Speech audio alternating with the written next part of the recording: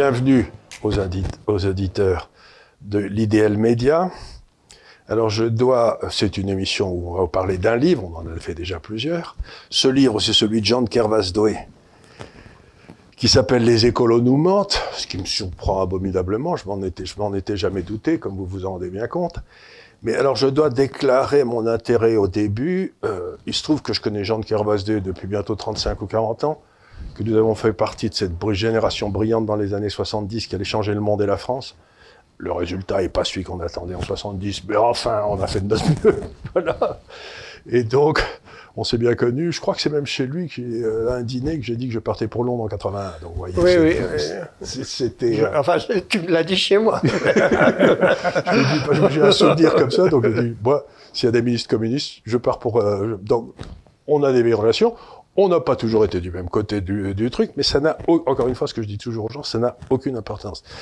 La vérité est inatteignable, ce qu'il faut, c'est être capable de discuter entre gens de pont de compagnie pour s'en rapprocher le plus possible. Donc le fait qu'on n'ait pas été d'accord il y a 30 ans, qu'on ne le soit pas aujourd'hui, ça n'a strictement aucun intérêt. Ce qui compte, c'est est-ce qu'on peut discuter avec Jean de Kervasdoë, et la réponse est oui.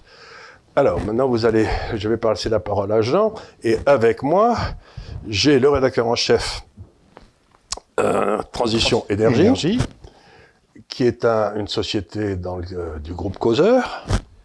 Et le but de cette société de Transition Énergie, c'est d'essayer d'expliquer comment il faut peut-être changer de matière première énergétique, mais comment il faut le faire en bon ordre, en évitant de tout foutre en l'air au passage, quoi. Quelles sont les solutions, qu'est-ce qu'on peut faire, dans quel délai. En attendant, vous voyez encore une fois, pas de panique les gars, on va faire ça en bon ordre et en tout cas de le faire sérieusement, à partir des faits, à partir de la réalité technologique, à partir de la réalité économique, et pas construire ça sur, on va dire, des rêves, des options idéologiques, des postures, mais le faire sérieusement, parce que on en parlera évidemment. La façon dont on est en train de le faire aujourd'hui, c'est la meilleure façon de ne pas réussir la transition énergétique. Voilà. Et nous faisons partie de ceux qui considèrent qu'il faut le faire. Et d'appauvrir tout le monde.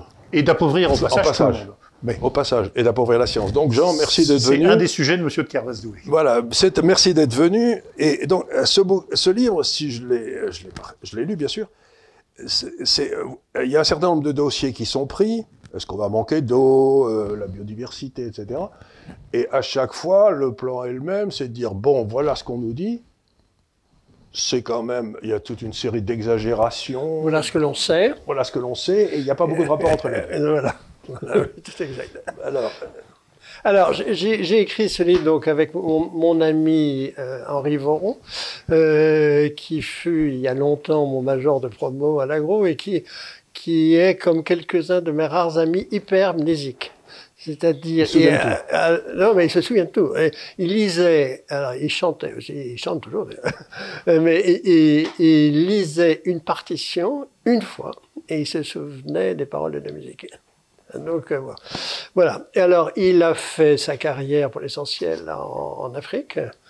Comme ingénieur, il est toujours professeur d'hydraulique au Burkina Faso, où il vit une partie de l'année. Et par ailleurs, il a été, quand Michel Noir était maire de Lyon, tout le responsable de l'eau et de l'assainissement pour l'agglomération lyonnaise. Donc il connaît très très bien les problèmes d'eau, les problèmes d'agronomie tropicale, etc. Parce que, on peut le dire en un mot, les écologistes politiques sont dans le nord, les problèmes écologiques sont dans le sud de la planète, parce qu'il y a de vrais problèmes écologiques, mais ces problèmes écologiques ne sont pas du tout ceux que les écologistes politiques nous racontent. Parce qu'en gros, ça a été souvent dit, mais c'est historiquement vrai, les écologistes politiques sont des pastèques, donc vert à l'extérieur, rouge à l'intérieur.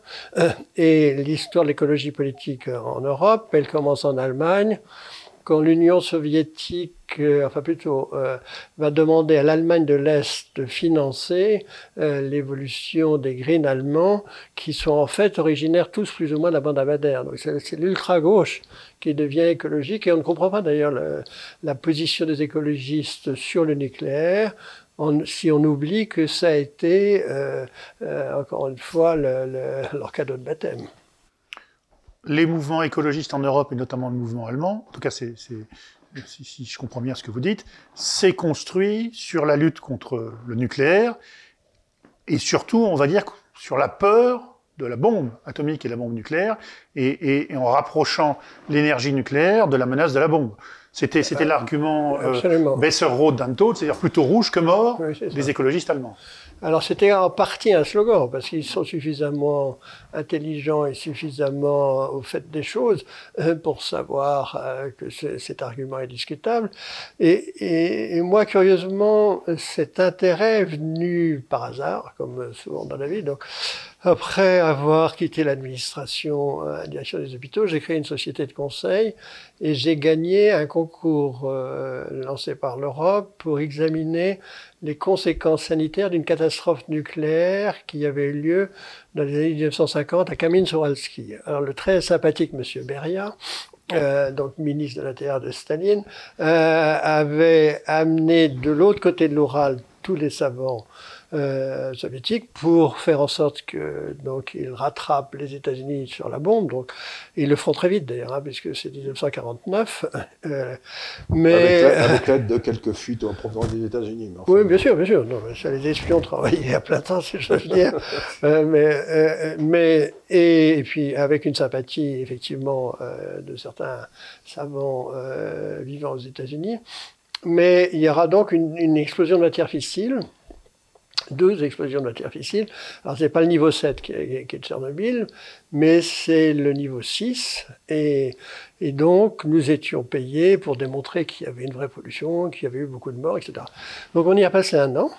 Et on a découvert bien qu'il n'y avait aucune trace des maladies radio-induites entre Kamieńsk-Uralski, qui était donc, c'est là où le tsar a été assassiné, c'est tout près d'Ekaterinbourg, et une ville aussi polluée en Union soviétique. Donc j'ai commencé à regarder, alors moi je m'attendais à l'inverse, hein. Et donc il y avait une légère surmortalité sur la leucémie, et donc j'ai regardé les morts de Tchernobyl. Or, depuis Tchernobyl, donc ça fait aujourd'hui 36 ans, le nombre de personnes que l'on peut nommer, dont l'un d'ailleurs qui vient de mourir il y a quelques jours, le chef des liquidateurs, c'est 78 personnes, y compris tous les cancers de la thyroïde, puisqu'il y en a eu 9 morts. Il y a eu 1 million de personnes qui ont eu un cancer de la thyroïde, mais on leur a donné très très vite de l'iode. Enfin bref. Donc, et quand vous regardez les statistiques, ce qui est très facilement vérifié... Oui, mais il y a des évaluations internationales qui parlent de milliers de morts, y compris de l'ONU. Non, non. Oui et non. Direct et indirect. Non, vous avez raison. Alors, donc, l'Organisation mondiale de la santé, ou de l'OMS, donc qui est une filiale, de la Chine, a fait un rapport avec les 3 académies des sciences de France, de Suisse et des États-Unis, et avec des experts, voilà, et qui disent que et c'est eux qui disent, la personne que l'on peut nommer, c'est moins de 80. Mais selon nos statistiques, on pourrait estimer que ça va raccourcir la vie de 4 000 à 16 000 personnes, dans un délai qui n'est pas indiqué d'ailleurs. Alors que l'industrie du charbon tue en Chine 10 000 personnes par an, sans tenir compte des conséquences sur la pollution. Donc, quand en 99, une amie vient me voir, elle était alors à l'époque la propriétaire de la revue des Deux Mondes, elle me dit « Jean, écoute, j'écris des articles sur les nouvelles formes d'intolérance, est-ce que tu veux écrire quelque chose sur la santé ?» Alors j'ai dit « Écoute, non, je vois pas trop, mais enfin oui, sur les écologistes, je veux bien parce qu'ils disent tellement de bêtises, et notamment dans ce domaine-là. C'est vrai aussi des produits phytosanitaires qu'ils appellent volontiers les pesticides, c'est vrai des herbicides, c'est vrai de la nourriture, enfin bref, voilà. Donc c'est comme ça que j'ai commencé à les regarder de près, et ce livre est le 5e, puisque sur ce sujet, j'en ai écrit une 15aine sur la santé, mais sur ce sujet, le premier s'appelait « Les prêcheurs de l'apocalypse », le second s'appelait « La peur est au-dessus de nos moyens », le 3e s'appelait « Pour en finir avec les histoires d'eau », EAU, donc c'est avec Henri Voron, là, le 3e, comme celui-là, qui est vraiment un grand hydraulicien. Le 4e s'appelait « Il croit que la nature est bonne », et ça, c'est le 5e. Alors, c'est... bon... 5 livres, c'est tout à fait remarquable. Maintenant, je voudrais te poser quelques questions qui me tracassent. J'ai indiqué qu'elle a été un petit peu le mode opératoire des démonstrations. C'est-à-dire, voilà ce qu'ils nous disent. Il y en a toute une partie qui est faux, une autre qui est exagérée. Passons au chapitre suivant où on voit la même chose. Bien. Ce que j'aimerais comprendre, c'est qui a intérêt à mentir comme ça, à foutre la trouille à tout le monde, et pourquoi? Parce que on peut pas s'empêcher quand on lit ça, quand même, de se dire, mais enfin, à qui le crime profite? C'est toujours c'est le vieux truc du roman policier, quoi. C'est une fois qu'on a trouvé à qui le crime profite, on peut commencer à s'attaquer aux vraies causes. Pourquoi y a-t-il cette crainte qu'il y a maintenant dans tous nos pays? Pourquoi la science est devenue un gros mot? Pourquoi y a-t-il cette haine de la connaissance? Pourquoi est-on en train d'aller vers une société magique et non plus vers une société scientifique? Qu'est-ce qui s'est passé chez nous? Alors, ça fait beaucoup de questions, mais là, c'est la même. Mais c'est la question centrale à laquelle j'essaye de répondre sans avoir une réponse. Il y a beaucoup de raisons de dire ça. Alors, la première en France, c'est l'évolution des élites. Bon. Et notamment, nous ne sommes plus gouvernés que par des sophistes. Alors, vous savez que Platon disait, il ne faut jamais discuter avec un sophiste parce que la raison n'intéresse pas, ce qu'il veut, c'est vous convaincre. Donc, ou avoir raison, lui. Oui, c'est la même chose. Voilà, vous convaincre. Et donc, vous voyez bien que, par exemple, dans le gouvernement de François Hollande, vous n'aviez pas d'ouvriers, pas d'ingénieurs, pas de chefs d'entreprise, et vous aviez 2 médecins, Cahuzac et Le Guen, mais voilà. Et donc, vous voyez aujourd'hui que ces arguments sur la science pénètrent d'autant plus, et notamment en matière d'énergie, que les gens n'y connaissent rien. Alors que j'entendais Giscard interviewé par Philippe Meyer, le journaliste, enfin ils sont plusieurs homonymes, mais qui avait fait une série d'émissions très intéressantes sur le septennat de Giscard. Et le dernier invité était Giscard lui-même. Alors Giscard a rappelé, en faisant du Giscard, que sur la politique de l'énergie, donc il avait choisi le major de la promotion après la sienne comme ministre de l'énergie. Bon, il rappelait, donc il avait fait l'école polytechnique, mais il disait surtout, vous comprenez, pour comprendre l'espace politique en matière d'énergie, il n'est pas mauvais d'avoir quelques connaissances dans le domaine. Et c'était vrai. C'est absolument formidable. Donc quand vous avez Madame Pompili, qui a une licence de lettres, j'imagine? Je sais pas, parce qu'elle a.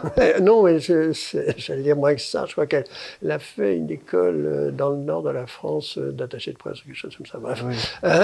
Donc, ce que tu es en train de dire, dans le fond, c'est qu'il y a un remplacement des corps des mines par des inspecteurs des finances. Mais il est censé avoir des corps des mines et des polytechniciens dans les ministères.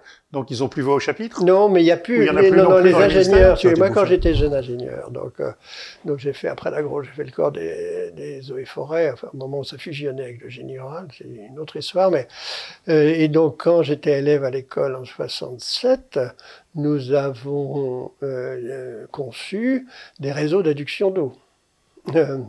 Parce que l'adduction d'eau n'était pas encore généralisée partout en France, il y a maintenant plus de 50 ans. Et donc, à l'époque, les ingénieurs de l'État faisaient faire et contrôlaient. Or, aujourd'hui, ils ne font plus. Parce qu'une des choses, j'ai participé à la commission du Grand Emprunt, qui était... Le corps des ponts, ils font plus de ponts. Non. Ils font des normes, en revanche. Alors, le corps des mines, ils font plus de mines. Ça, il y en a plus. Mais ça, il y a longtemps. Parce qu'ils ont fusionné avec les télécoms, d'abord. Donc, ils font surtout aujourd'hui l'électronique, etc. Mais, donc, si vous voulez, les ingénieurs de l'État, alors, il y a une deuxième chose qui est liée à ça, c'est que nous sommes le seul pays au monde où les fonctionnaires ont une responsabilité civile et pénale. Donc, il y a eu l'affaire de la vache folle au Royaume-Uni. En Angleterre, Only the Queen est responsable. Donc, on a exfiltré des gens qui s'étaient pas très bien comportés ou qui n'avaient pas fait ce qu'on devrait faire. Aux États-Unis, les fonctionnaires ont la responsabilité civile, pas la responsabilité pénale. Et donc, je disais qu'au moment de la commission du Grand Emprunt, donc il y a 10 ans de ça, c'était Juppé-Rocard, donc c'était assez amusant comme mélange. On était 20, donc 10 nommés par Rocard, 10 nommés par Juppé, 5 filles, enfin 10 filles et garçons, c'était plutôt assez drôle. Bref, et de les voir s'apprivoiser d'abord. Mais j'ai découvert qu'à l'époque, les investissements de l'État hors défense, c'était 3 milliards d'euros. Rien. Mais c'est-à-dire, quand on dit qu'on a perdu l'État stratège, Il n'a jamais été tellement stratège, l'État, mais il faisait des investissements qui servaient à la communauté. Il faisait des routes, des ponts, des télécoms, des autoroutes. Oui, puis tu vois, moi j'ai participé dans mes regrets de ma vie. Car m'avait téléphoné en me demandant si je voulais devenir commissaire au plan. Je lui ai dit, je te remercie beaucoup, tu me donnes combien de temps? J'ai dit 24 heures. Et à l'époque, j'avais une PME de 30 personnes et je ne pouvais pas les laisser sur le carreau, donc j'ai dit non. Mais à l'époque, c'était dans les commissions du plan dans les années 70, ou même 60. C'était quand même un moyen pour que se rencontrent les patrons, les entre guillemets experts, les syndicats, et qu'on parle de choses qui ne sont pas uniquement pour la prochaine élection. C'est ça, c'est ça, c'est ça. Donc l'État a perdu le sens de la durée. L'État a perdu le sens de la durée, j'allais dire, dans tous les domaines. Et il a perdu le sens de la durée en étant, et on le constate avec la crise de la Covid, en étant très très lent. Et très très inefficace. Et très inefficace. C'est très inefficace. Pour en revenir à Les écolos nous mentent, votre livre, et la question que Charles posait il y a quelques minutes, on va dire, est-ce qu'il y a un dessein derrière? C'est-à-dire que, ce que vous indiquez dans votre livre, vous écrivez à plusieurs reprises, donc l'écologie aujourd'hui tient plus d'une croyance que on va dire d'une évolution scientifique ou de quelque chose qui s'appuie sur les faits scientifiques. On est plus dans, vous mettez à un moment donné, on n'est pas dans les fake news, mais dans les fake beliefs, donc dans les croyances un peu fausses. Vous venez de nous expliquer que les écologistes sont verts à l'extérieur, rouges à l'intérieur, donc il y a un substrat, on va dire, marxiste, on peut dire ça comme ça. Oui, donc, et malthusien. En tout cas, malthusien et anticapitaliste. Ils sont très malthus. Très malthusien, exactement. Et apôtre de la décroissance, clairement. Exactement. Le Club d'Europe, il était le précurseur dans les années 70, ils ont eu beau de totalement se tromper. Alors je pense aussi que... Mais donc, excusez-moi, juste pour finir, mais est-ce qu'il y a un dessein derrière? Est-ce que c'est, on va dire, une idéologie finalement spontanée? Mais est-ce qu'il y a une ambition, comme il peut y avoir dans les croyances, si elles deviennent religieuses, on va dire, de conquérir les cœurs et les âmes? Et ou est-ce qu'il y a une ambition politique qui est à un moment donné, on va dire, d'avoir un pouvoir écologiste? Alors la réponse est oui. Les écologistes politiques ont la volonté d'aller au pouvoir, ça me paraît assez clair. Mais je pense que d'abord que c'est devenu la religion des gens qui n'en avaient pas. C'est-à-dire que c'est très simultané, ça accompagne la fin de l'importance de la religion catholique en France, parce que même quand on n'était pas croyant, on était très influencé, et par les valeurs, et par l'organisation, et moi notamment. Moi j'ai été élevé en Bretagne, et la Bretagne des années 40 et 50, c'était une théocratie. Enfin, c'était les curés qui oui, c'était comme au Québec, mais c'est ce que disait Chesterton, c'est donc une hérésie chrétienne devenue folle, quoi. Alors je pense en partie, oui, parce que si vous voulez, il y a des apôtres, il faut se repentir. Il faut se repentir. Et le schéma est toujours le même, c'est-à-dire qu'on a fait un gros péché, on va tous mourir, mais grâce à Dieu, il y a des gars qui sont des intermédiaires qui peuvent parler là-haut et qui vont intervenir pour nous.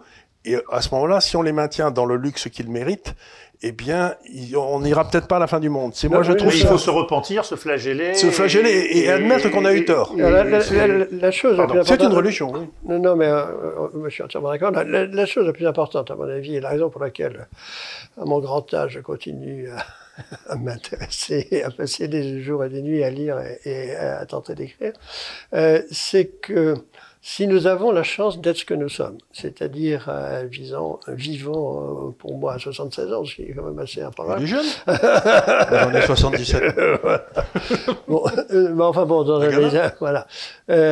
C'est parce qu'à la fin du Moyen-Âge, il s'est passé un phénomène essentiel pour notre civilisation, c'est qu'il y a un petit nombre de gens qui ont séparé le vrai, le juste et l'équitable.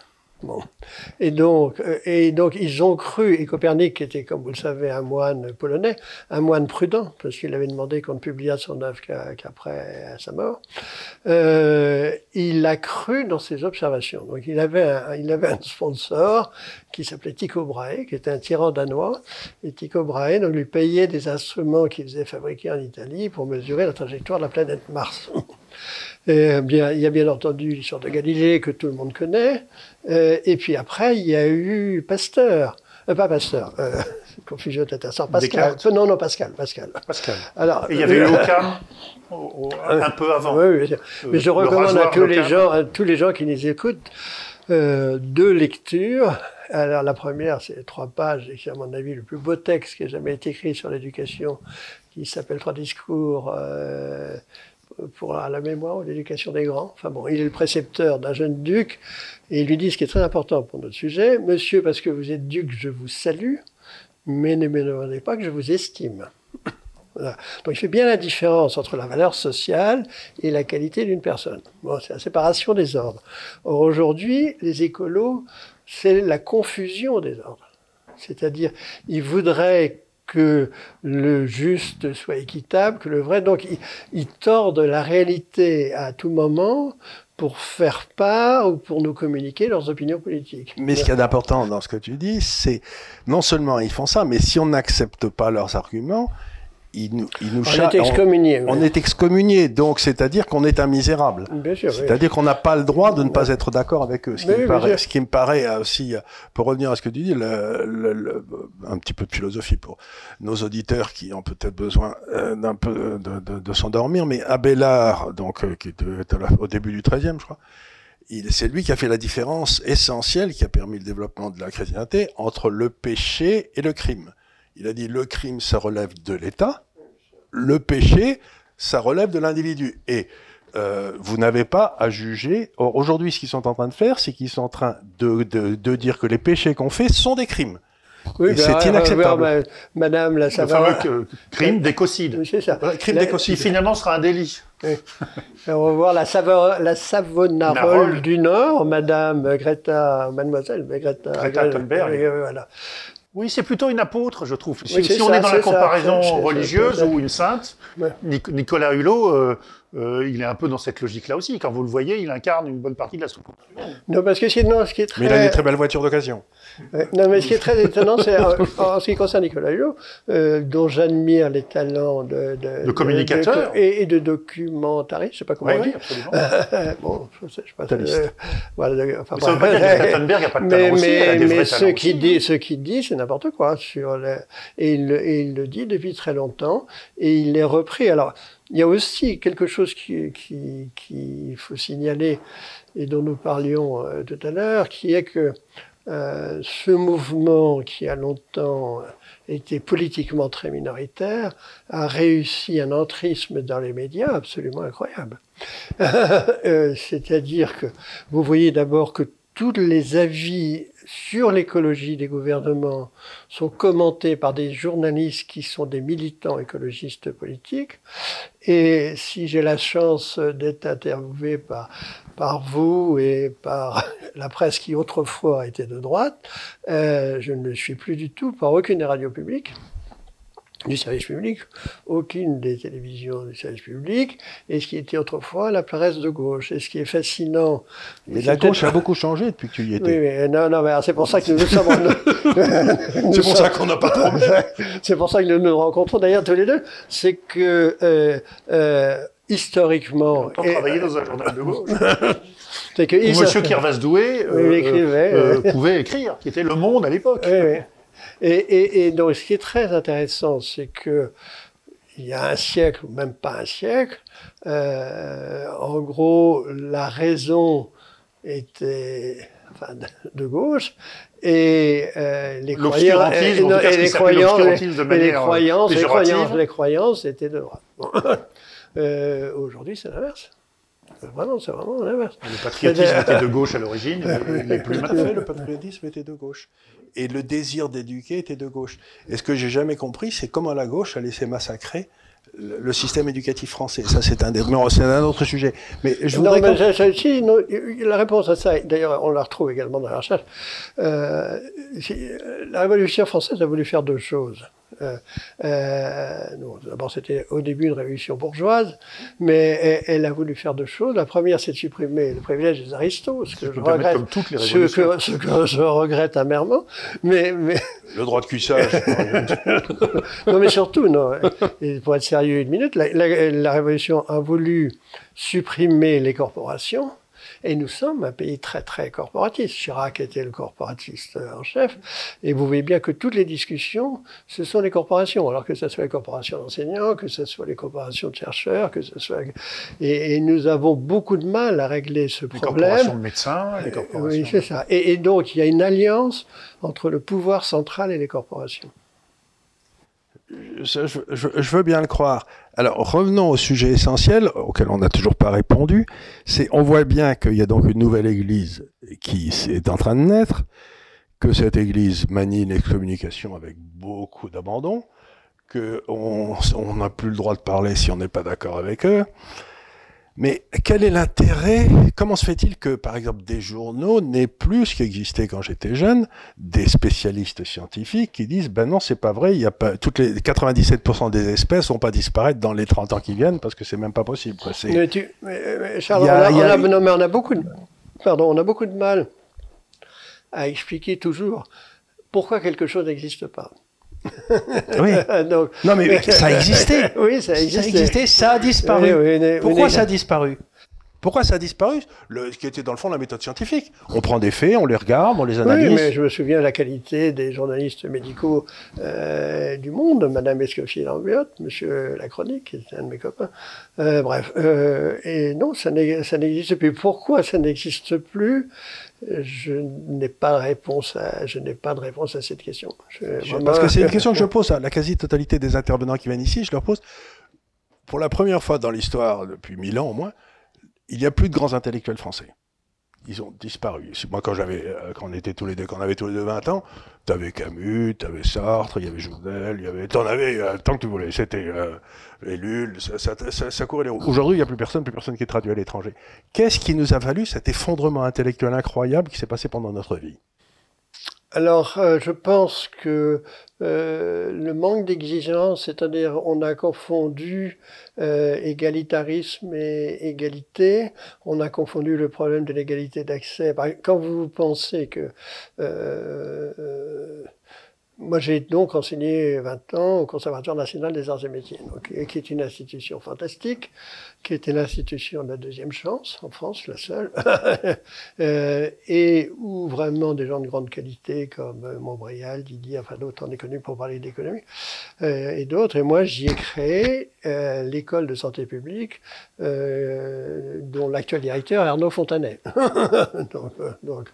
Et je suis allé voir Pasteur, l'Institut Pasteur, et Philippe Kouretsky à l'époque. Quand je suis arrivé au CNAM, dont j'ignorais tout, en 97, je lui ai dit, écoute, on pourrait faire avec Pasteur une vraie école de santé publique. Parce que l'école de Rennes est une école qui forme des administrateurs de la santé publique, c'est pas des écoles... Sachant que la santé publique, puisque c'est l'actualité, c'est 5 choses. C'est le risque infectieux. Et là, c'est très compliqué parce que ça va depuis les champignons, les bestioles, la virologie, enfin bref. Le risque non infectieux, donc tabac, alcool, enfin bref, tous les comportements qui ont des conséquences sur la santé, pollution, toxicologie. Aujourd'hui, la bioinformatique. Et là, il y a deux branches. Il y a tout ce qui est drug design, enfin, donc concevoir des médicaments, et l'autre, c'est la génomique des populations. Et là, il y a un type absolument génial qui s'appelle Zaguré. Les stats et les maths. Il y a beaucoup de stats et de maths. Et puis moi, ce que j'enseignais, qui était l'histoire, l'économie, enfin, je n'enseignais pas ça seul, hein, l'économie, la gestion des systèmes de santé. Bon, il n'y avait pas d'endroit comme ça en France. Alors on a pu créer ça au CNAM parce que ce n'est pas l'université. Oui. Et donc, il faut savoir, ce qui est étonnant, c'est que, donc, quand je suis revenu... en corporatisme que vous indiquiez auparavant. Oui, quand je suis revenu des États-Unis... C'est-à-dire que l'université résiste à ça? Quand je suis revenu des États-Unis, j'avais un PhD américain. Bon. J'ai pu être sélectionné à l'école polytechnique comme chercheur, parce qu'à l'époque, ce qui n'est plus le cas maintenant, les chercheurs de l'école polytechnique étaient différents des chercheurs du CNRS. Je n'aurais jamais pu être recruté au CNRS parce que je n'avais pas de doctorat français. Donc, le professeur de lettres... Un système qui s'est fermé, qui s'est bloqué. Oui, et alors, ça c'est très ancien, en fait, parce que il y a Ben Saïd qui avait fait beaucoup de travaux sur... Bon, l'excellence intellectuelle en recherche et diplomatique et la langue, c'était le français, jusqu'en 1830. Bon. L'excellence scientifique va passer à l'Allemagne, parce que l'on va créer des chaires nationales en France, et je prendrai des exemples après, avec des conséquences très très lourdes. Mais en revanche, par exemple, la chimie, enfin la pharmacie va naître en Allemagne dans les années 1850, parce qu'il y aura dans un État allemand qui se faisait concurrence entre eux, quelqu'un qui va avoir l'intelligence de marier la pharmacie et la chimie. Et c'est comme ça qu'est né Bayer. Avant la réunification allemande. Avant la réunification allemande. Bon. Donc l'allemand va prendre le pas sur le français et être la langue scientifique de référence. Les anglais étant toujours second, d'ailleurs, pendant cette période-là.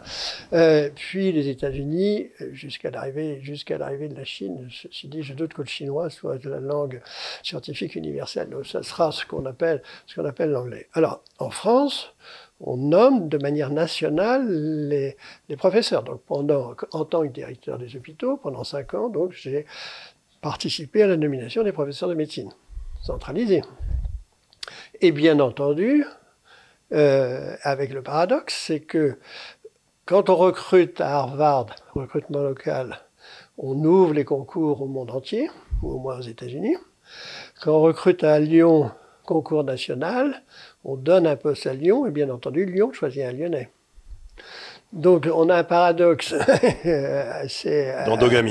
d'endogamie très très forte. Et bien entendu, les nouvelles disciplines, personne ne les défend puisqu'elles n'existent pas. Il n'y a pas de défenseur. Et en plus, elle taille des croupières aux anciennes, parce qu'elles vont prendre un certain nombre de... Et alors, c'est pour ça que l'on a des prix Nobel à Pasteur, parce que c'est une entreprise de droit privé, certes non lucratif, et donc c'est eux qui décident seuls, savoir s'ils vont créer de la biochimie, je sais pas quoi, c'est leur truc. Alors que c'est pas du tout le cas des facs de médecine. Une fois de plus, c'est la liberté qui crée l'invention, quoi. Ce que vous êtes en train de dire, c'est qu'en fait, c'est l'État centralisé français qui a tué l'initiative, qui a tué petit à petit la liberté des institutions. Et son mariage avec le corporatisme. Parce que l'État le fait du haut et le corporatisme le fait du bas, et leurs intérêts sont les mêmes, quoi. Oui, mais moi, j'ai verrouillé le système. Oui, j'avais un de mes beaux-frères qui était professeur de droit constitutionnel à Bordeaux, qui avait la chaire de droit constitutionnel à Bordeaux, qui était un type très marrant, très sympa et tout. Quand il me disait, j'ai commencé comme un seigneur local, parce que le professeur de la chaire de Duguy à Bordeaux dans les années 60, c'était quelque chose d'incroyable. Et il a terminé au niveau d'un instituteur, quoi. En l'espace de 40 ans, son niveau de vie s'est absolument écroulé. C'est incroyable. Parce que ce corporatisme amène à un nivellement. Bien sûr. Je voudrais juste ajouter une chose, il y avait une capacité d'innover en France jusque dans les années 70. Les exemples sont nombreux, le nucléaire, le Concorde, etc. Il y a des tas d'autres domaines. Dans l'automobile, jusque dans les années 70, la France est innovante. J'ai un ami qui était dans la recherche pétrolière, qui est un Britannique, qui est venu travailler en France. Parce que dans les années 70, les seuls qui creusaient des puits qui n'étaient pas verticaux, mais qui étaient horizontaux, c'était les Français qui étaient capables de faire ça. Donc il y avait dans de nombreux domaines une capacité à innover en France. Et on va dire, elle s'est éteinte, elle s'est refermée. Elle a disparu dans les années 80. Oui, mais il y a toujours... Donc c'est pas seulement là un problème d'État, c'est un problème de société en général, peut-être d'état d'esprit, peut-être de génération. Mais il y a aussi la sélection des élites. Alors je reviens à ça. Donc aujourd'hui les ingénieurs sont pratiquement sortis du circuit, pour dire la chose. Mais donc quand je suis entré en administration en 66, donc voilà. Alors en 66, il y avait... Il a les circonstances atténuantes. Ça fait on verra à la fin de l'interview si elle est réussie. Non, mais il y avait 4 recrutements. Donc il y avait les concours d'avant la guerre. Oui. Donc il y avait un cours spécifique pour le Conseil d'État, pour le Quai d'Orsay. Oui, la fusion Port-de-Bray, ça a été un désastre. Voilà. Attends. Il y avait l'ENA, mais supposons qu'ils aient 30 ans en 46, qui est le début au 46 ou 48, oui, 46 bon. Donc ils avaient 50 ans max quand moi j'ai commencé. Bon. Mais il y avait, ce qui est beaucoup plus amusant, les résistants. Donc Pisani a été nommé préfet à 28 ans, et Jules Mock, qui était le ministre de l'Intérieur, lui dit « Monsieur le préfet, il n'est pas normal pour un préfet de jouer au basket », ce quoi il faisait partie de l'équipe de basket. Ce que vous voulez dire, c'est qu'il y a une génération qui a pris, entre guillemets, le pouvoir dans les années 50 et qui a apporté, qui a cassé un peu le... Et Pisani répond à son ministre « Monsieur le ministre, vous ne me diriez pas ça si je jouais au tennis ?» Donc voilà. Et puis, il y a... ce qui est quand même... Et puis, il y avait les gens de la France... Il paraît que Jules Mock n'était pas commode. Et il y avait les gens de la France d'outre-mer. On oublie que des types comme Mesmer... Tout ça, c'était des gars qui avaient fait l'école coloniale. C'était des baroudeurs. C'était le gars de l'école coloniale. Je sais, mon grand-père l'avait fait, donc je connais. Donc c'était des baroudeurs. Donc il y avait encore tous ces gens qui acceptaient de prendre des risques, au moins une partie d'entre eux. Et une vraie diversité. Et puis après, pouf, tout ça devient la conformité. Et d'ailleurs, un de mes amis dont le père était directeur du Trésor dans les années 50, qui me disait son père ne parlait jamais à un conseiller technique, il parlait seulement au ministre quand il en avait envie. C'était plutôt le ministre sous la 4e République qui avait envie de parler au directeur du Trésor. Aujourd'hui, vous avez une prise des cabinets ministériels, une administration supérieure qui est mal formée, et notamment aussi parce que l'excès de morale, comme toujours, est mortel. Et donc, une des raisons pour laquelle les choses marchent difficilement dans le domaine de l'expertise, c'est que du fait de la poursuite des conflits d'intérêts, on fait en sorte que, par exemple, le grand spécialiste de la douleur est un professeur d'une fac de Paris, qui est la Lariboisière. Simplement, il lui arrive de temps en temps de donner des avis aux entreprises privées. Donc, il ne peut pas être consulté comme expert de la HAS en France. Alors, il pourrait très bien dire « Moi, je ne travaille pas ou je ne donne pas d'expertise pour les entreprises pour lesquelles j'ai travaillé. » C'est le BABA. Mais il pourrait donner une expertise générale. Mais non, c'est pas possible. Donc, on a nommé un médecin généraliste, je crois, d'une petite ville française, qui est sûrement un homme de grande qualité, mais enfin qui n'y connaît pas grand-chose, et qui passe son temps à lui téléphoner en disant « Mais qu'est-ce que vous pensez d'eux ?» Donc on a, par la lutte contre le conflit d'intérêts, par la volonté de lutter contre le pantouflage, ça fait que les gens qui font l'inspection des finances, par exemple en France aujourd'hui, ils s'en vont à la fin de la journée d'inspection, parce que s'ils vont travailler au Trésor, ils ne pourront plus devenir banquiers. Et comme ils n'ont pas envie de devenir pêcheurs en mer, voilà, ben ils s'en vont avant. Donc on a toutes ces séries de phénomènes où au nom de la bien-pensance, on tue l'originalité. Mais c'est-à-dire que moi, l'analyse que je fais, qui rejoint celle que tu fais, c'est dire dans le fond, en bas, il y a le peuple qui se débrouille, qui essaye de bosser, toi, moi, enfin qui fait des trucs. Et puis, au-dessus du peuple, il y a l'État, qui est une machine extraordinairement compliquée, et pour ça, il faut des gens extraordinairement compétents, qui ont fait des études pour savoir comment marche l'État, ça prend un temps fou, c'est les mandarins, mettons. Et ces gens-là, par définition, ils détestent le risque. Et c'est pour ça qu'ils vont dans l'État, parce que c'est bien réglé, ils peuvent mettre des trucs, des machins. Et au-dessus, vous avez la fonction politique, tout en haut, qui est le paratonnerre à risque, c'est le type qui est foudroyé s'il se trompe, quoi. Si vous voulez, c'était le chef militaire, ben, comme disait Joffre, on sait qu'il y a pas, je sais pas qui a gagné la bataille de la Marne, mais je sais bien qu'il aurait perdu. Et donc, ce que j'essaye de dire, c'est que la fonction administrative, en France, a conquis la fonction politique avec Giscard, et qu'on s'en est jamais remis. Sachant que le principe de l'administration et de la bureurocratie, c'est quand même de diffuser la responsabilité. Mais Charles, c'est son principe de fonctionnement. Charles avec aussi cette perspective historique, qui est le recrutement, j'allais dire, très uniforme de cette haute fonction publique. Alors, il faut rajouter qu'à ces causes anciennes, notamment pour les questions d'eau dont je parle, puisqu'elles sont d'actualité, pas un journaliste. Alors quand on a une oreille fine, on entend toujours. Donc aujourd'hui, on attribue ça au réchauffement de la planète. Mais néanmoins, quand on a une oreille fine et qu'on écoute, on dit ah oui, la crue. J'entendais ça hier, je vois à Angoulême. Je dis ah non, on n'a pas connu ça depuis 15 ans. Et quand on refait les statistiques, ce que nous faisons dans le livre, en évoquant les grandes crues des grands fleuves français, c'est au 19e ou avant. donc on attribue les incendies en Australie, c'est lié aux relations entre les aborigènes et le reste de l'Australie, qui au fait qu'on les autorise pas à gérer la forêt comme ils le faisaient, enfin, etc. Les réponses simplistes ou simples, ou qui rentrent, on va dire, dans la doxa, ouais. C'est-à-dire qu'ils sont partie des problèmes qui nous arrivent. Et ce sont de belles images. On nous expliquait par exemple que la pandémie est quand même liée au réchauffement climatique. Il y a des gens qui ont osé dire ça. Oui, bien sûr, monsieur. Oui. Et qui continuent à le faire. C'était le tsunami en Thaïlande, qui était relié au réchauffement climatique. Oui, je m'étais dit, quand même, c'est balèze. Oui, non, mais il y a un ministre qui a dit, une ministre qui a dit ça, oui, on se pince, quoi. Non, c'est comme... Bon, étape suivante, qu'est-ce qu'on fait?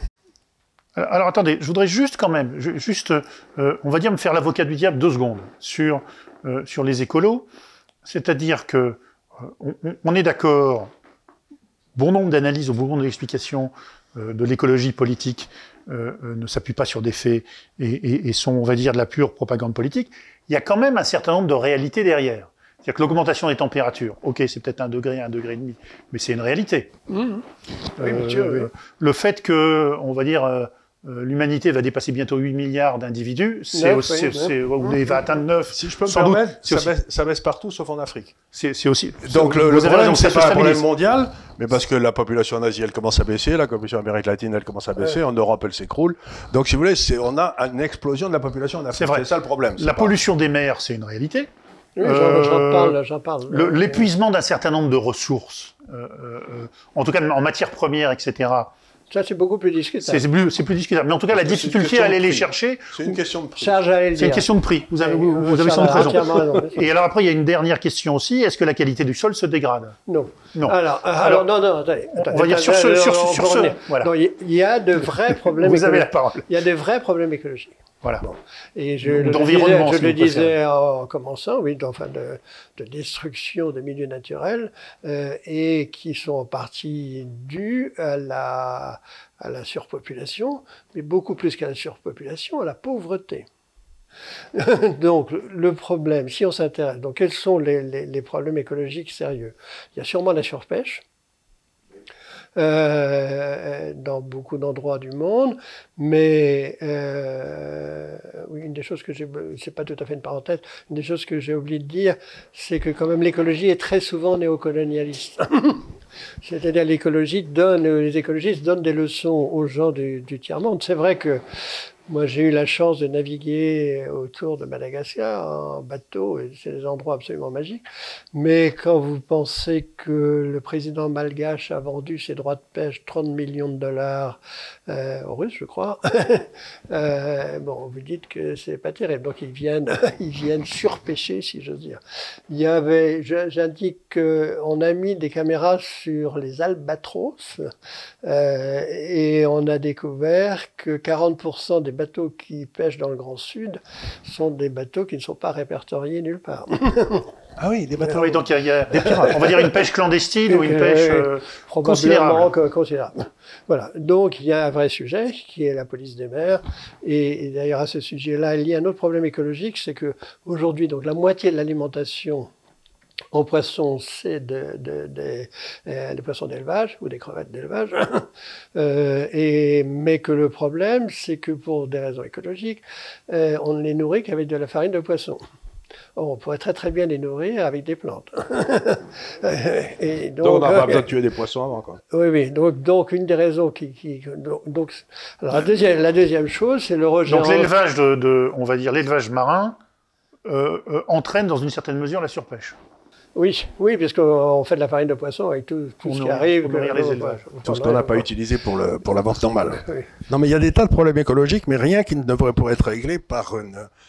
Je me suis laissé dire que, je sais pas si c'est vrai, tu me le diras si c'est vrai, mais il paraît qu'il y a à peine un tiers de ce qui est récolté dans le monde qui arrive dans nos assiettes. Les 2 tiers sont perdus dans les transports. Il y a des chiffres différents, mais bon, c'est au moins 40%. Voilà. C'est étonnant, quoi. Donc, d'avoir une meilleure chaîne du froid, par exemple, ça réglerait tout. Non, mais le gros problème, c'est la surpopulation dans les grandes conurbations. 80% des humains vivent à moins de 300 km de la mer. Et donc on rejette en mer tous les immondices, et donc on voit que, c'est surtout le cas en Afrique, mais ça sera de moins en moins le cas en Asie, mais c'est encore le cas en Asie, et donc on rejette en mer, voilà. Et donc il faut... Ce qui est très étonnant chez les écolos, donc qui sont malthusiens, commencés par le commandant Cousteau, là, qui disait qu'il fallait qu'il n'y ait que 500 millions d'habitants, c'est qu'ils ne se mettent jamais dans la catégorie des gens qui ne devraient pas exister. Donc c'est toujours les autres. Donc moi, c'est assez classique. C'est assez rare qu'il y ait des gens. Voilà, on va les faire tuer ces gens au front. Voilà.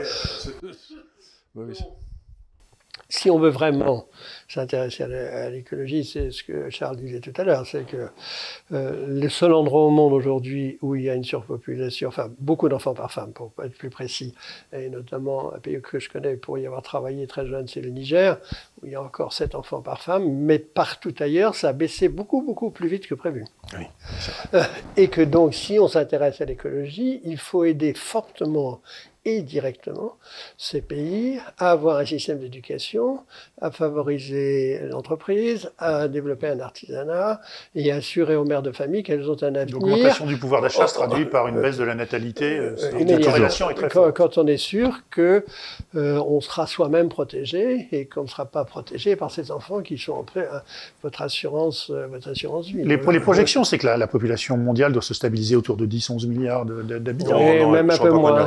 Moi, je pense que moi aussi, ça sera moins. Ça va baisser très vite. Entre 9 et 10, mais moi, je pense qu'on dépassera pas. Et on peut tout à fait assurer, on va dire, la survie dans des conditions correctes de 9 milliards d'habitants sur Terre.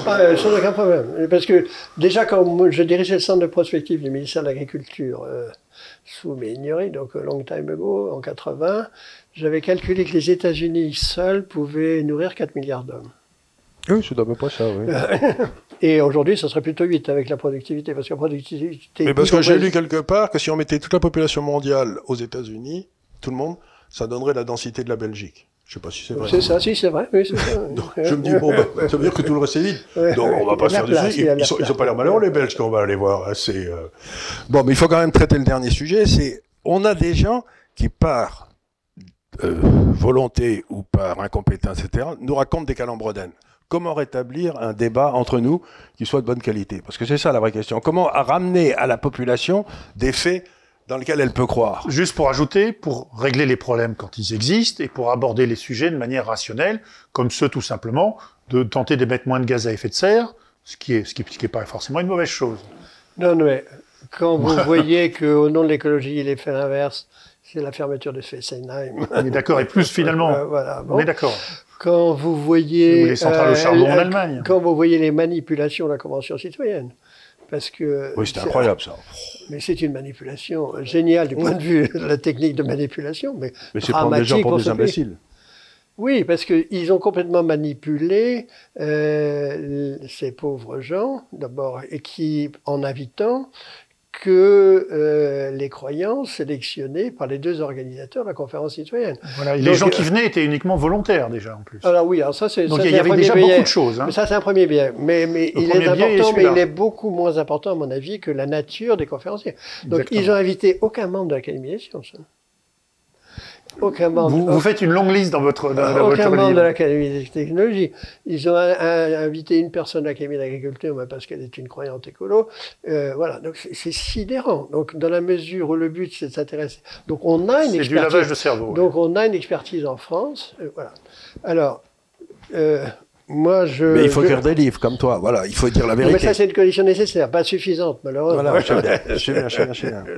Alors, la question est de savoir, est-ce que ce débat est ouvert? Parce que ce débat sur la fermeture de Fessenheim, il a quand même eu lieu. Le débat, enfin, quand vous voyez, par exemple, que le gouvernement actuel vient de décider, alors en plus il y a un trafic sur les chiffres, mais on va oublier ça pour l'instant, mais 8 milliards sur l'hydrogène et 800 millions sur le nucléaire, vous passez. Parce que l'hydrogène, ça sera au mieux un vecteur. Ah, c'est un vecteur. Oui, ça sera au mieux un vecteur. Voilà, l'hydrogène n'est pas une source d'énergie en tant que telle. Oui, c'est comme l'électricité. Bien sûr. C'est un moyen de l'utiliser, voire de la stocker. C'est comme une batterie. Non, c'est comme une batterie. C'est comme une batterie. C'est comme une batterie. C'est une manière de stocker, on est d'accord. C'est une manière de stocker. Avec cette différence tout de même, qui est que dans un certain nombre d'activités, c'est le seul carburant qui puisse remplacer du carburant fossile. Voilà, c'est ça. Voilà. Mais en étant... Pour faire fonctionner un navire ou pour faire fonctionner un camion, voilà. En étant très dangereux, en étant très onéreux. Parce que, sauf si on le met à côté, si on fait l'hydrogène à côté d'une centrale nucléaire. C'est surtout ça la clé. C'est-à-dire que ça dépend comment on le fabrique. Et si on le fabrique, entre guillemets, par électrolyse, il faut d'énormes quantités d'électricité. Mais bon, c'est pas le sujet. Non, mais c'est un des sujets. Alors, parce que moi, ce qui me préoccupe, c'est que dans le fond, les gens qui veulent connaissent les faits. Comment on réussit à ramener la vraie information dans le public? Parce que c'est ça le vrai problème, c'est que les faits sont connaissables. Oui, vous y contribuez, et vraiment merci. Vous voyez aussi que quand même un certain nombre de médias dont, encore une fois, acceptent des critiques, etc.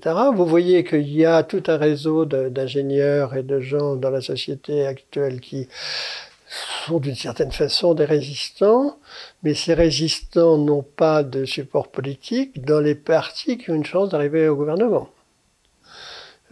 puisque vous voyez bien que le principe de précaution, c'est Chirac.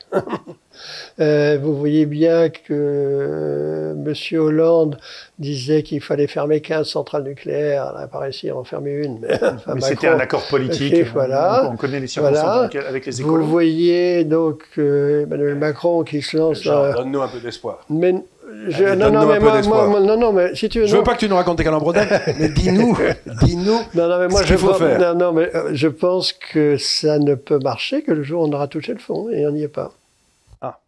C'est le coup de pied au fond de la piscine, quoi. Non, c'est-à-dire toucher le fond, c'est-à-dire un appauvrissement important. Il y a des mesures qui sont prises. Une série des coupures d'électricité tous les 15 jours. Voilà, une série d'événements qui ne sont pas pour demain, d'ailleurs, mais qui sont liés à au remboursement de la dette, qui sont liés à la perte industrielle de la France que l'on connaît et que l'on stigmatise, qui sont liés à quelque chose dont on parle très peu, et que je vois venir depuis longtemps, parce que c'est de l'arithmétique simple, c'est que la génération du baby-boom va rentrer dans l'âge de la dépendance. Enfin, l'âge de la dépendance, c'est entre 83 et 85 ans. Donc, les taux de dépendance, la flexion des courbes changent énormément. Donc, aujourd'hui, on est encore dans une situation très favorable, où les gens qui ont 83 ans et plus, c'est encore des gens d'avant la génération du baby-boom, qui commence en 47, qui s'arrête en 73. Et donc, alors on a déjà eu un premier choc de la génération du baby-boom, qui était l'âge de la retraite. Donc, une partie de la génération du baby-boom, maintenant, a dépassé l'âge de la retraite. Mais c'est des chiffres énormes, hein. C'est-à-dire qu'en 2000, il y avait 480 000 personnes qui atteignaient l'âge de 60 ans. Et en 2007, c'était presque 800 000. Donc c'est 300 000 par an. Donc comme on les tue pas tous tout de suite, ça fait quand même 1 million en 4 ans. Donc, alors ça, c'est sur la retraite. Donc on a un problème en France qui est assez simple à dire, c'est que la moitié des gens à 25 ans ne travaillent pas, la moitié des gens à 60 ans ne travaillent plus. Il y a un problème de rapport entre les actifs et les inactifs. Et donc, et l'ensemble du système marche grâce à cette pompe gigantesque. Parce que, vous savez, nous le savons tous les trois, mais nos auditeurs sont peut-être surpris, l'ensemble de la protection sociale, c'est 750 milliards, c'est-à-dire 10 fois l'impôt sur le revenu.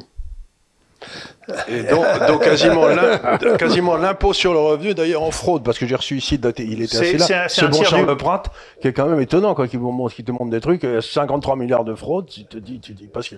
Mais en dehors de 2020, c'est à peu près un tiers du PIB.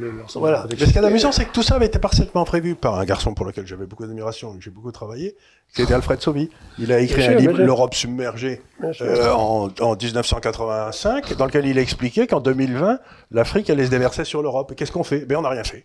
Oui, c'était mon colère. Enfin, il était provocable, Sauvy. J'adorais Sauvy. Il était tellement marrant. Et donc, si vous voulez, comment ça va se cristalliser, personne ne le sait. Il faut qu'il y ait une catharsis. Il y aura quelque chose. Et qui sera dramatique, malheureusement, parce que ce genre de choses ne se passe pas doucement, puisque là, j'ai un ami quelqu'un que je connais depuis très longtemps, qui est Sauter, qui fut au cabinet et qui gentiment a sorti un papier, fait une lettre pour ses copains. Donc, hier, j'ai reçu, il me cite longuement d'un papier que j'ai écrit en 2000 sur le délabrement du ministère de la Santé et sur la très très mauvaise organisation de la santé publique en France. Est-ce que les gens l'ont lu? Je ne le pense pas. Voilà, simplement, on constate aujourd'hui que ce délabrement nous a coûté très très cher et que ça continue. Alors, tout simplement aussi, toujours l'élite, la direction générale de la santé, c'est quelques médecins, dont le directeur général, et le reste, ce sont des gens, ce sont des juristes. Or, la santé publique, c'est 3 choses. C'est l'éducation pour la santé, qui marche moyen, hein, juste contre l'alcoolisme, ça date du 19e siècle. Bon. C'est la prévention qui peut marcher, donc port de la ceinture de sécurité, enfin bon, bref, la vaccination. Mais la plupart du temps, la santé publique est liberticide. Ben oui. Voilà. C'est des restrictions de liberté. C'est des restrictions de liberté. Bon. Voilà. Or, les gens du ministère de la Santé, ils passent leur vie à écrire des textes liberticides. Bon. Alors avec en plus une déviance de législation aujourd'hui qui est folle. C'est-à-dire qu'on met dans les lois des choses qui n'étaient même pas du niveau des décrets quand on était jeune. Enfin bref. Donc, et donc on demande à ces gens de gérer les commandes de masques, de vaccins, etc.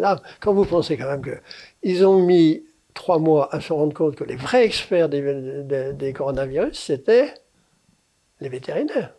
Oui, ils n'ont rien demandé. Ils n'ont rien demandé. Et qu'ils avaient des machines, ils avaient des machines à PCR. Et qu'ils arrivent, voilà. Bah, ça, c'est les corporations. Faire 300 000 tests comme ça, c'est les corporations. C'est ce qu'ils avaient fait en Allemagne, d'ailleurs. Ce qu'ils ont fait en Allemagne. Les vétérinaires ont dit non, on peut. Ou à un moment donné aussi, le refus très clair des hôpitaux publics de vouloir travailler avec les hôpitaux privés. Et donc, alors, il y a des blocages partout. Quoi. Donc, non, mais ce qu'il faudrait faire, c'est assez simple, aussi bien pour les hôpitaux que pour les universités. C'est de faire un pari de la liberté et de les rendre autonomes.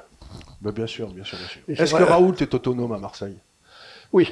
Parce qu'il est une fondation. Alors non, ça c'était une bonne chose qu'a fait Sarkozy, ou plutôt son conseiller, qui s'appelle Arnaud de Munich, et donc il a créé, j'ai fait participer à ça, la sélection des IHU, Instituts Hospitalo-Universitaires. Donc on a présélectionné 6 IHU, dont Raoult, qui est un grand, à mon avis, il dit pas toujours les choses exactes, mais il s'est un peu emporté, mais il est un virologue mondialement connu. Il est parti dans une croisade. Voilà. Mais il faut dire qu'on est venu le chercher. Pardon. On est venu le chercher. Je ne dis pas le contraire. Bien, je veux pas être, parce que sinon ça va durer plus d'1 heure et les gens vont être fatigués. Donc je voulais remercier Jean, j'espère que tu reviendras, et surtout, ici, l'Institut des Libertés, je le redis une fois, c'est un endroit où tout le monde peut parler, à condition qu'il ait quelque chose à dire, qu'il le dise de bonne foi et qu'il donne des bonnes informations. Donc, si tu as un jour envie de parler, sans que nous soyons là, d'inviter des gens, tu es le très bienvenu et on organisera le truc. Pour toi, il n'y a pas de problème. Avec Eric, sans Eric, ça n'a pas d'importance. Mais ce que je veux dire par là, c'est l'essentiel maintenant, c'est que, comme tu le dis, la liberté revienne, et surtout dans l'information. Oui, alors ça, c'est... Vaste programme. C'est pas gagné, mais enfin, écoutez, on le souhaite, nous, et les gens qui nous écoutons, je pense, y contribuent. Et c'est important de montrer dans ce domaine à la fois son impatience, voire sa colère, parce qu'il y a des moments où ça suffit, quoi. Ah ben, tu sais, tu as joué au rugby un peu. Oui, beaucoup, oui. Mais tu sais, au rugby, on dit toujours, je vais terminer là-dessus, il y a des moments où il faut ouvrir la boîte à claques, parce que ça ne sert plus à rien de discuter. Juste rajouter une petite chose, il n'est pas nécessaire d'espérer pour entreprendre. Il faut réussir. Oui, mais la boîte à claques, c'est fou ce que ça convainc. Ça convainc très très bien, la boîte à claques. Moi, j'aime beaucoup la boîte à claques. En tout cas, les écolos nous mentent. Vous devez le lire. C'est un livre à lire, absolument.